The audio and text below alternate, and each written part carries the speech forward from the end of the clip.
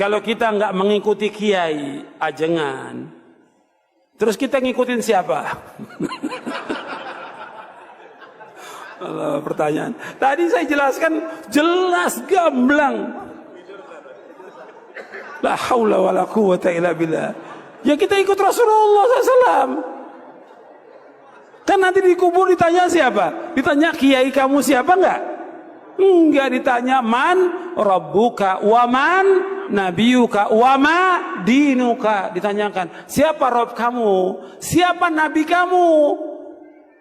Nabi saya kiai fulan. Nabi saya ajangan enggak ada. Siapa nabi kamu? Siapa nabinya? Muhammad sallallahu alaihi wasallam. Yang kita ikut disuruh oleh Allah apa? Ikutin Nabi Muhammad sallallahu alaihi wasallam. Gini, memang harusnya kita tidak perlu ikut Syafi'i atau Imam Malik, Imam Ahmad, Imam Abu Hanifah, itu nggak perlu. Yaitu ketika kita memang hidupnya bersama Rasulullah. Buat apa nanya Imam Ahmad bin Hambal? Kan ada Nabi di depan kita, Nabi. Ngapain nanya Imam Ahmad? Imam Ahmadnya juga belum lahir. Buat apa nanya kepada Syafi'i? Syafi'i belum lahir. Syafi'i lahir tahun 150 Hijriah, ya kan? Abu Hanifah lahir tahun 80 Hijriah. Ya kalau kita hidup di zaman Nabi, lah ini Nabi gede banget depan muka kita. Ngapain nanya yang lain gitu loh. Jadi kalau Anda ingin mengatakan nggak usah ikut ulama, ikut Nabi, itu benar 100%, tapi Anda salah hidup. Tahun hidupnya di tahunnya Nabi gitu loh, ya kan? Ada Nabi di depan, ya Rasul, boleh, boleh. Iya udah jalan, ya Rasul, haram, haram, kan gitu. Di depannya Nabi. Ini dia hidupnya di zaman sekarang, 14 abad kemudian. Dia bilang, saya nggak perlu ulama, saya langsung pada Nabi. Ketemu di mana tong sama Nabi? Ketemu di mana? Di mimpi? Nggak bisa dijadikan dasar. Terus ketemu di mana? Di Sahih Bukhari. Emang bisa baca tuh Sahih Bukhari, ya kan? Kan baca cuma terjemahnya doang, ya kan? Orang Imam Bukhari saja, orang Imam Bukhari itu nggak ketemu langsung dengan Nabi, nggak ketemu langsung, ya kan? Jangankan Bukhari, Abu Hanifah, Syafi'i itu nggak ketemu langsung, Imam Malik nggak ketemu langsung. Yang ketemu langsung itu adalah sahabat Nabi. Jadi yang boleh bilang saya tidak butuh ulama, saya butuh Nabi langsung, itu sahabat. Nah ente hidup tahun berapa? Kan nggak sesuai. Nah buat orang yang sudah nggak ketemu langsung dari Nabi, ketemunya hanya dengan sahabat, yaitu para tabiin. Tabiin aja nggak boleh bilang saya nggak butuh sahabat, saya butuh Nabi. Lu ketemu? Enggak sih. Ya ketanya sama sahabat dong ujung-ujungnya kan. Nanyanya kepada siapa? Ya yang ketemu pada Nabi, ya sahabat.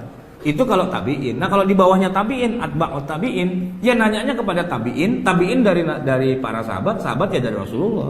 Siapa itu atba'ut tabiin? Contohnya adalah Rasulullah punya sahabat namanya Abdullah bin Umar. Abdullah bin Umar ini sahabat. Sahabat ini punya murid namanya Nafi'. Nafi' itu berarti derajatnya adalah bukan sahabat, di bawahnya sahabat. Apa namanya? Tabi'in. Nah, Nafi' ini ya, kemudian di masanya dia jadi ulama besar, dia punya murid namanya Malik. Malik itu apa levelnya? Tabi'in. Malik itu ya Imam Malik yang mendirikan mazhab Maliki gitu loh. Masa kita bilang Malik goblok agak ngerti apa-apa. Gua yang ketemu langsung dengan Nabi. Kapan ketemunya? Di mana ketemunya?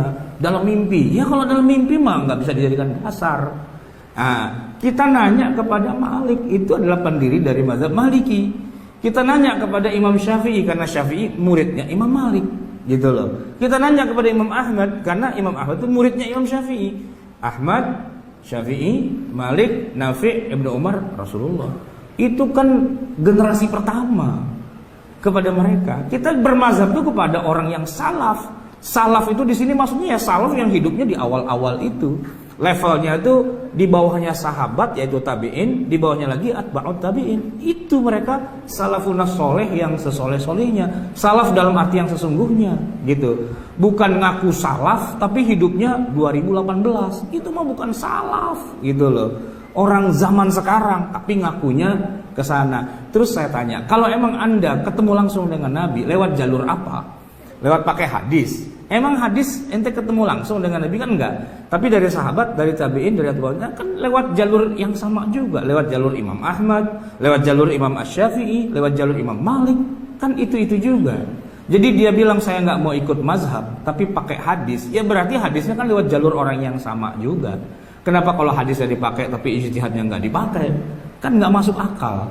Sedikit belajar sejarah lah gitu, biar nggak kelihatan begonya tuh kelihatan banget gitulah ya.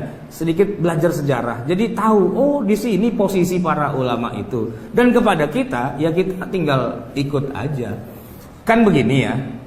Kita harus pakai hadis sahih. Kalau hadisnya tidak sahih harus dibuang gitu ya. Oke, sepakat. Tapi sebagai seorang yang mujtahid, maka hadis yang dikuasai itu tidak boleh cuma 1-2 biji aja, nggak bisa. Hadis itu jumlahnya banyak, bukan cuma puluhan, ratusan, ribuan, tapi bisa jutaan jumlahnya. Nah orang itu tidak bisa dikatakan sebagai mujtahid yang boleh diikuti pendapatnya, kecuali dia sudah memenuhi syarat minimal dalam bab hadisnya. Kata Imam Ahmad itu, minimal Anda harus menghafal hadis paling tidak 500.000 hadis. 500.000 hadis untuk bisa menggambar begini loh yang namanya sholat. Itu kan hadisnya ada ribuan. Nah kalau cuma tahunya 10-20 hadis atau 40 hadis Arba'in Nawawiyah, ngaku-ngaku sudah mujtahid, nggak bisa. Kenapa? Karena masih ada ribuan hadis lagi yang dia belum pernah baca. Nah buat kita yang awam, ya kita nggak perlu menghafal 500.000 hadis itu, nggak perlu. Kelamaan, kagak apal-apal gitu kan. Ya silahkan mereka yang sudah punya kemampuan itu, dia kasih kesimpulannya aja. Setelah saya menguasai sekian ratus ribu hadis itu, saya kaitkan hadis ini dengan hadis ini dan sebagainya. Kesimpulannya, orang kalau mau sholat tuh harus nomor 1 niat, kedua takbiratul ihram, 3 baca Fatihah, 4 ruku, i'tidal, sujud dan sebagainya. Itu poinnya. Setelah dia pelajari semua, kesimpulannya begitu. Nah kita sebagai orang awam, kita ambil kesimpulannya aja. Karena yang beristihad juga bukan orang sembarangan, orang paling ngerti. Siapa lagi yang lebih ngerti dari mereka? Ya mereka ngajari ke kita kayak gitu kesimpulannya. Ya itulah. Yang dibilang bermazhab itu kan ya begitu. Nanya kepada yang memang ahlinya. Saya kalau nyetir dari Jakarta ke Jogja bawa mobil sendiri, itu kalau pas lebaran kadang-kadang suka kesasar-sasar karena suka dibuang-buang jalanannya itu. Dulu sering nyasar di Tegal karena masuk kota kan. Tapi jalannya dibuang lagi ke sana, dibuang lagi ke sana, itu suka kebingungan. Kalau udah nyasar gitu, wah repot nih. Bisa-bisa nggak sampai Jogja malah balik lagi ke Jakarta kan gitu ya. Alhamdulillahnya di tengah kebingungan saya itu dari jauh saya lihat ada polisi. Alhamdulillah, saya deketin, selamat malam Pak. Saya mau ke Jogja, cuman saya bingung nih di sini kok kebingungan jalannya lewat mana, gitu kan? Karena ini jalur-jalur alternatif. Kata Pak polisi, Bapak lurus, nanti pertigaan, Bapak belok kiri, nanti ada perempatan, belok kanan.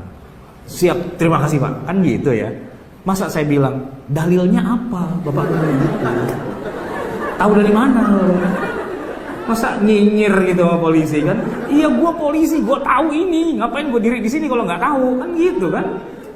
Masih mau dinyinyirin juga polisinya, kan kebangetan.